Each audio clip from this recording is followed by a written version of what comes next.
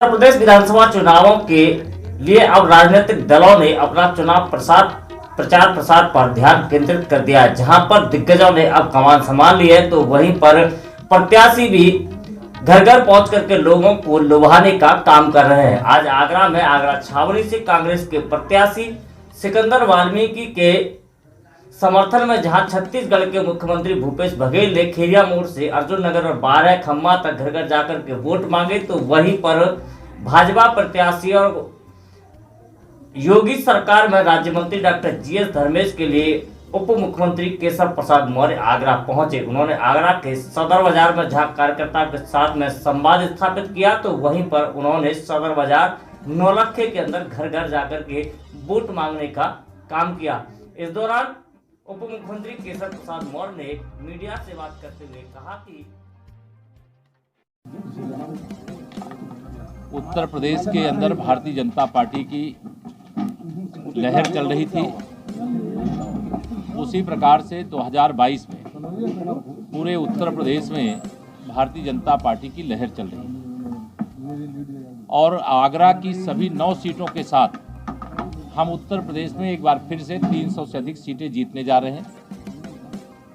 10 मार्च को समाजवादी पार्टी समाप्त हो जाने वाली पार्टी बनने वाली है। समाजवादी पार्टी का गठबंधन गुंडागर्दी का है, दंगाइयों का है, भ्रष्टाचारियों का है, माफियाओं का है। उत्तर प्रदेश के लोगों को उत्तर प्रदेश से पलायन करने के लिए विवश करने वालों के साथ है और यह लड़ाई गुंडागर्दी बनाम सुशासन की है। यह लड़ाई पलायन करवाने वालों से बचाने वाली और पलायन करने के लिए मजबूर करने वालों के बीच में है। समाजवादी पार्टी के प्रत्याशियों की जो सूची आई है, उस सूची को देखने के बाद प्रदेश की जनता ने एकदम समझ लिया है कि जो श्री अखिलेश यादव जी यह बयान देते थे कि ये नई सपा है, तो वह नई सपा नहीं, ये वही सपा है जिससे जनता बहुत पहले से ही खपा है। इसलिए 2022 में सपा पूरी तरह से सफा है। सपा के साथ साथ चाहे वो बसपा हो, चाहे कांग्रेस हो, चाहे भाजपा विरोधी अन्य कोई राजनीतिक दल हो, वह सारे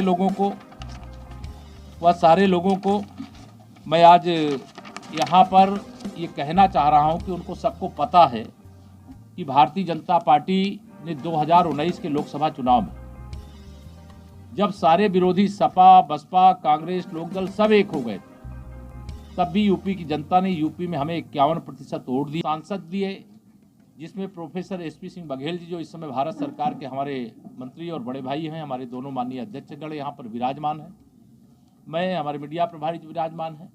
मैं आज ये एक बार फिर विश्वास से कह रहा हूं कि हमारी सरकार ने विकास किया है।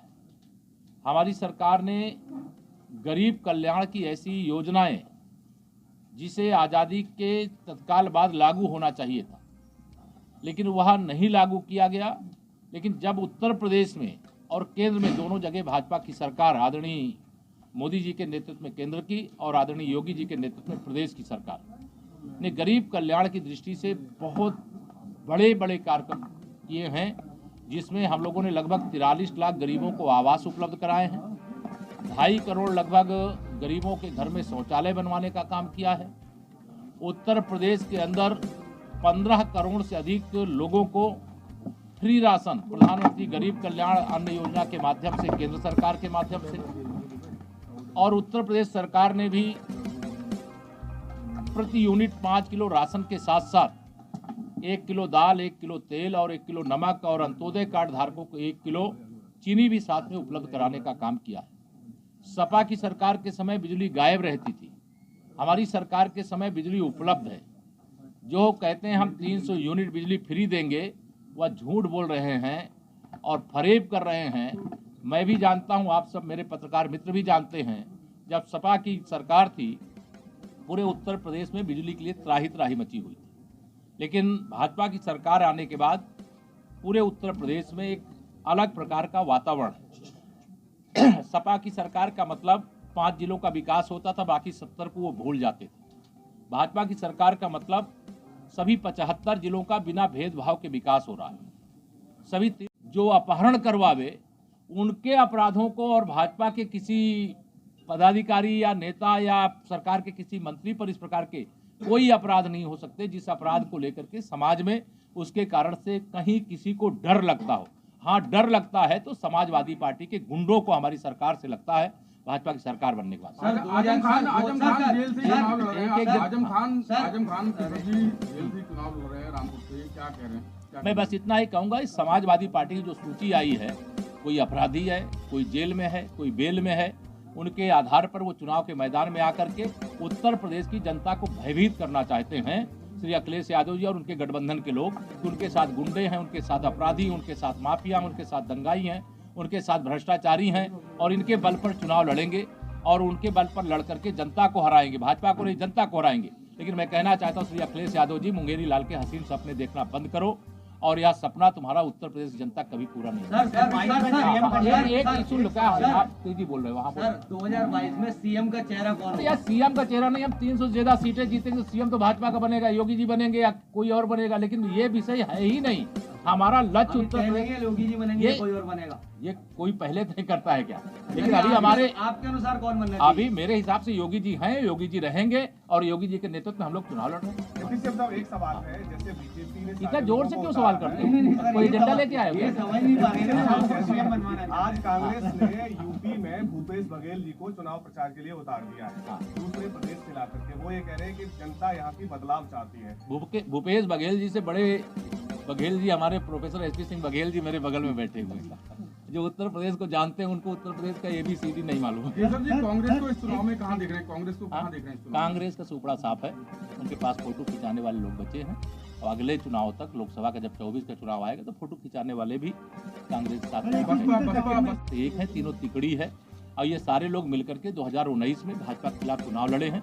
भारतीय जनता पार्टी को 51% वोट और 64 सांसद मिले और केंद्र में मोदी जी के नेतृत्व में प्रचंड बहुमत की सरकार बनी और भारत सरकार के मंत्री के रूप में मेरे बड़े भाई प्रोफेसर एसपी सिंह बघेल जी मेरे बगल में बैठे। सर, आपने कहा कि आपकी सरकार राशन दे रही है और भी सुविधाएं दे रही है गरीबों को, तो फिर आप ये बताइए कि आपका विरोध फिर किस बात से नहीं हो रहा है? आगरा में आप भी अपनी कॉन्स्टिट्यूएंसी में गए थे, वहाँ आप मेरे पत्रकार मित्रों ये कहना चाहता हूँ, ये समाजवादी पार्टी के ये लोग सोचते हैं 2, 4, 10, 20, 25 ऐसे प्रयोजित लोगों को कहीं भेज देंगे और उसके कारण से भाजपा की विजय यात्रा को ये प्रभावित कर लेंगे, तो जो इनकी 2, 4, 10 सीटें जो 47 से 40 होने वाले तो 40 से भी नीचे रह जाएंगे। एक अखिलेश जी ने कहा है कि आप जैन जी पे डोरे डाल रहे हैं, उनको लगातार अपने भारतीय जनता पार्टी का कमल 300 से ज्यादा खिल रहा है और 10 मार्च समाजवादी पार्टी गठबंधन की विदाई का दिन है और उस दिन की प्रतीक्षा करिए। धन्यवाद। बन रहा अगर काशी का विकास हो रहा है, अयोध्या का विकास हो रहा है, प्रयागराज का विकास हो रहा है, तो मथुरा और वृंदावन का भी विकास हो रहा है, आगरा का भी विकास हो रहा है। हमारी सरकार का लक्ष्य विकास करना है, सुशासन देना है, उत्तर प्रदेश की 24 करोड़ जनता को सुरक्षा देना, रोजगार के व्यापक अवसर प्रदान करने का काम करना है। गरीबों की, उत्तर प्रदेश के नागरिकों की समस्या हमारी समस्या है। उत्तर प्रदेश में कानून व्यवस्था दुरुस्त है। हर क्षेत्र में हमारी सरकार ने 5 साल, जिसमें 1.5 वर्ष कोरोना की भेंट चढ़ गए, उसके बाद भी हमने 15 साल की सपा बसपा की सरकारों से अच्छा काम किया है। इसके कारण भाजपा के प्रति अभी भी लोगों का व्यापक समर्थन है और उस समर्थन के लिए मैं उत्तर प्रदेश की जनता का धन्यवाद करता हूं। विशेष तौर से आज आगरा में आप सबके साथ बात कर रहा हूं। आगरा के सभी 9 सीटों के अपने सभी मतदाता भाई बहनों से अपील भी कर रहा हूं कि वो एक बार फिर से सुशासन देने वाली, विकास करने वाली और भ्रष्टाचार से मुक्त उत्तर प्रदेश बनाने के लिए प्रयासरत रहने वाली, भ्रष्टाचार मुक्त नौकरियां देने वाली भारतीय जनता पार्टी को एक बार फिर से अवसर दें और कमल का फूल खिला करके विकास के पथ पर उत्तर प्रदेश को आगे बढ़ाने में केंद्र और प्रदेश सरकार ने डबल इंजन की सरकार को और मजबूत बनाने का काम किया। एक करेंगे तो 2-3 अपराधी हैं, तो उसमें राजभर का कहना था कि आप पर और योगी जी पर भी मुकदमे। देखिए, मुकदमे होना, आप यहाँ आगरा के सब हमारे मित्र लोग, पत्रकार मित्र लोग, यहाँ किसके खिलाफ मुकदमे लिखे हैं और किसके खिलाफ मुकदमे नहीं लिखे हैं, किससे लोग डरते हैं, किसका भय है लोगों में, आप जानते हैं। समाजवादी पार्टी भय पैदा करने का काम करती है। और भारतीय जनता पार्टी भयमुक्त उत्तर प्रदेश बनाने का काम करती है। अगर केशव प्रसाद उत्तर प्रदेश की जनता के हित में विधानसभा का घेराव करता है और उसके कारण से मुकदमा लिखा जाता है, तो ये मुकदमा आंदोलन के होते हैं। लेकिन जो दंगा